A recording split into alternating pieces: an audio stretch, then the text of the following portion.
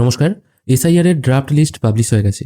এই অবস্থায় দাঁড়িয়ে কেউ যদি মনে করেন তিনি তার ভোটার কার্ডের অ্যাড্রেসটি শিফট করতে চান বা অ্যাড্রেস ট্রান্সফার করতে চান, তারা কি করে অ্যাড্রেস ট্রান্সফার করবেন আজকের ভিডিওতে আমরা সেটাই দেখে নেব। সবার আগে আপনাদের voters.eci.gov.in এই ওয়েবসাইটে চলে আসতে হবে। তারপর আপনাদের ফোন নাম্বারের মাধ্যমে লগ ইন করে নিতে হবে। তারপর আপনার ভোটার কার্ড কারেকশন বা ভোটার কার্ড ট্রান্সফার যেটাই আপনি করতে চান না কেন, তার জন্য আপনাকে 8 নম্বর ফর্ম ফিল আপ করতে হবে।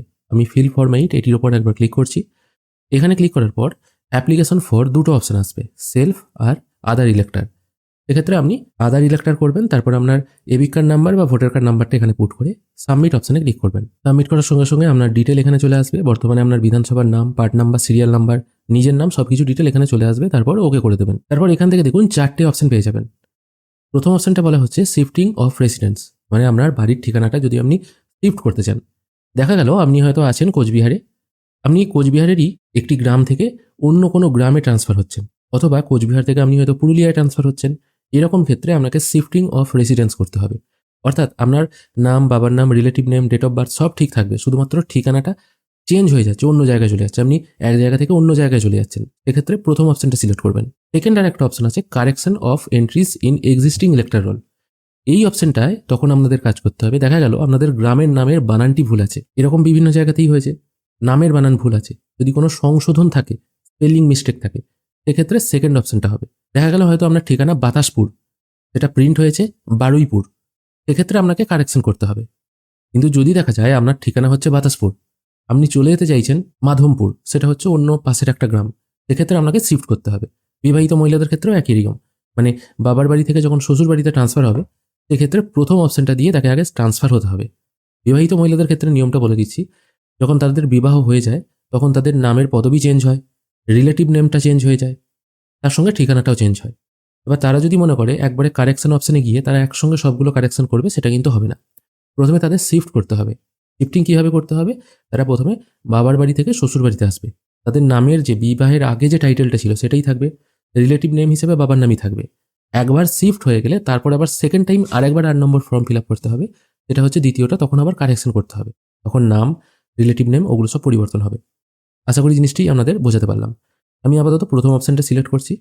তারপর এখানে জিজ্ঞেস করা হচ্ছে আপনি একই বিধানসভার মধ্যে যেতে চাইছেন না অন্য বিধানসভার মধ্যে যেতে চাইছেন। যদি একই বিধানসভার মধ্যে হয় তাহলে তার বিধানসভা নাম্বার দিতে হচ্ছে না, যদি আলাদা হয় সেক্ষেত্রে দিতে হবে। আমি এটা আউটসাইড অ্যাসেম্বলি কনস্টিটিউয়েন্সি এটা সিলেক্ট করে ওকে করছি।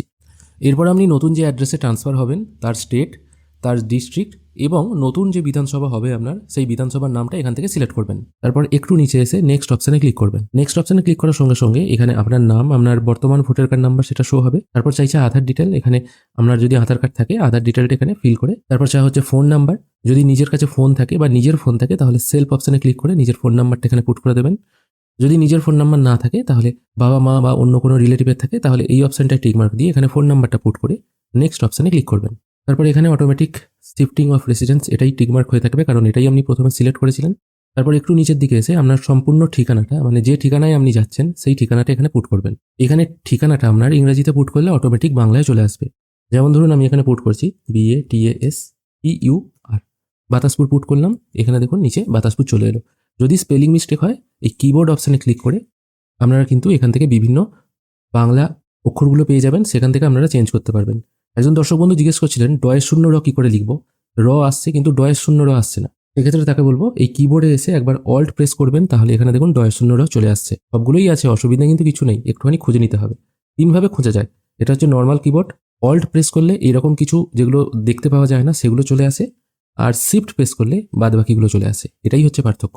মোটামুটি এখানে আপনার ভিলেজের নাম, পোস্ট অফিসের নাম, পিনকোড, হাউস নাম্বার যদি কিছু থাকে দিয়ে দেবেন। তারপর এখানে যে তহসিল দেওয়া আছে এখানে আপনার ব্লকের নাম অথবা থানার নামটা লিখে দিতে পারেন। তারপর ডিস্ট্রিক্ট চুজ করে নিয়ে একটু নিচে চলে আসতে হবে। এখানে একটি ডকুমেন্ট আপনাকে আপলোড করতে হবে, সাপোর্টিং ডকুমেন্ট। এবার এক্ষেত্রে আপনারা কি আপলোড করবেন? দেখুন, একজন মানুষ যখন তার পুরনো ঠিকানা ছেড়ে নতুন ঠিকানায় যাচ্ছে সেখানে সেই নামে তার কোনো ডকুমেন্টস থাকার কথা নয়। ফার্স্ট টাইম সে ভোটার কার্ডটাই করবে, ভোটার কার্ডের পর সে আধার কার্ড করবে। আবার আধার কার্ডে যে অ্যাড্রেসটা লেখা আছে সেটা অ্যাড্রেস প্রুফ হিসাবে কিন্তু গ্রাহ্য করা হয় না। তাহলে তিনি কি করবেন? তাহলে তার একটাই উপায় আছে, পঞ্চায়েতের একটা রেসিডেন্সিয়াল সার্টিফিকেট তিনি যদি তৈরি করে নিতে পারেন। বিবাহিত মহিলাদের ক্ষেত্রে বলছি, বিবাহের পর তারা যদি ম্যারেজ সার্টিফিকেট আপলোড করে এবং পঞ্চায়েতের রেসিডেন্সিয়াল সার্টিফিকেটটা একসাথে জয়েন্ট করে আপলোড করে, সেক্ষেত্রে ভালো হয়। আবার আপনাদের প্রশ্ন থাকতে পারে, তো বিবাহের পর মহিলারা যে পঞ্চায়েতের রেসিডেন্সিয়াল সার্টিফিকেটটা তুলবে এখানে কি নাম দেবে? বিবাহের পর তার যে টাইটেল হবে সেটাই দেবে না বিবাহের আগে যেটা ছিল সেটাই দেবে? দেখুন এখানে তো টাইটেল চেঞ্জ হচ্ছে না, শুধুমাত্র শিফট হচ্ছে বা তার ঠিকানা চেঞ্জ হচ্ছে, সেই জন্য বিবাহের আগে যে টাইটেলটা ছিল সেটাই দেবে। কেয়ার অফ দিয়ে তার স্বামীর নামটা দিয়ে দিতে পারে। তারপর তার বর্তমান যে ঠিকানা আছে সেটা এখানে আপলোড করতে হবে। এবার পুরুষদের ক্ষেত্রে বলি, তাদের তো বিবাহ হয়নি, কিছুই হয়নি, তারা হয়তো নতুন জায়গায় শিফট হচ্ছে। সেক্ষেত্রে তাদের এই উপরিউক্ত যদি কোনো ডকুমেন্টস থেকে থাকে, আধার কার্ড দিলে হচ্ছে না, আবার অনেক জায়গায় হয়ে যেতেও পারে, সেটা একবার বিএলওর সাথে কথা বলে নেবেন। পাসপোর্ট যদি আগে থেকে থাকে তাহলে তার পুরনো ঠিকানায় থাকবে, নতুন ঠিকানায় নিশ্চয়ই পাসপোর্ট থাকবে না। জমির যদি কোনো কাগজ থাকে, আপনি হয়তো জমি কিনেও নতুন জায়গায় যাচ্ছেন, সেক্ষেত্রে জমির যদি কোনো কাগজ থাকে সেটাও দিতে পারেন। আর কিছুই যদি না থাকে তাহলে পঞ্চায়েতে রেসিডেন্সিয়াল সার্টিফিকেটটা আপনাকে জোগাড় করতে হবে। তারপর সেটা এনি আদার ডকুমেন্ট সেটাই সিলেক্ট করে এখানে any other document name panchayat residential certificate এটা পুট করে আপলোড অ্যাড্রেস প্রুফ এখানে ওটা আপলোড করতে হবে 2 MB জেপিজি ফরম্যাটে। তারপর নেক্সট অপশনে ক্লিক করতে হবে। তারপর একটু নিচের দিকে এসে একটি ডিক্লারেশন দিতে হবে, যেখানে আপনি কোথা থেকে অ্যাপ্লাই করছেন ফর্মটি, এই নামটা এখানে পুট করে আবার নেক্সট করবেন। তারপর আপনার বর্তমানে যে নামগুলো আছে ভোটার কার্ডে সেগুলো শো হবে, রিলেটিভ নেম শো হবে। তারপর এখানে যে ক্যাপচাটি আছে এটা একবার রিফ্রেশ করে নেবেন, তারপর ক্যাপচাটি পুট করে প্রিভিউ অ্যান্ড সাবমিট করবেন। প্রিভিউ অ্যান্ড সাবমিট করার সঙ্গে সঙ্গে আপনি যে ফর্মটি ফিল আপ করলেন সেটা আপনার সামনে শো হবে।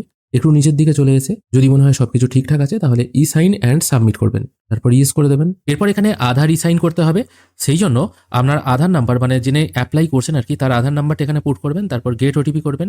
গেট ওটিপি করার সঙ্গে সঙ্গে আধার রেজিস্টার ফোনে একটি ওটিপি চলে আসবে, সেটা এখানে পুট করে এই অপশনটাই টিক মার্ক দিয়ে সাবমিট অপশনে ক্লিক করতে হবে। ফর্ম এখানে সাবমিট হয়ে গেল, কিছুক্ষণ ওয়েট করবেন। খেয়াল করে দেখুন ফর্ম কিন্তু এখানে সাবমিট হয়ে গেল। এরপর এটাকে ওকে করে দেবেন। এবার অ্যাপ্লাই করার পর স্ট্যাটাস কি করে দেখবেন, স্ট্যাটাস দেখার জন্য আবার এই পেজে চলে আসবেন। এখানে আসার পর ট্র্যাক অ্যাপ্লিকেশন স্ট্যাটাস বলে একটি অপশন আছে, এখানে ক্লিক করবেন। এখানে আমরা রেফারেন্স নাম্বার দিয়ে সাবমিট করলেই আপনারা ফর্মের স্ট্যাটাস দেখতে পাবেন। অবশ্য শুধু অনলাইনে ফিল আপ করলে হবে না, এরপর আপনাকে ফিল্ড ভেরিফিকেশন করতে হবে।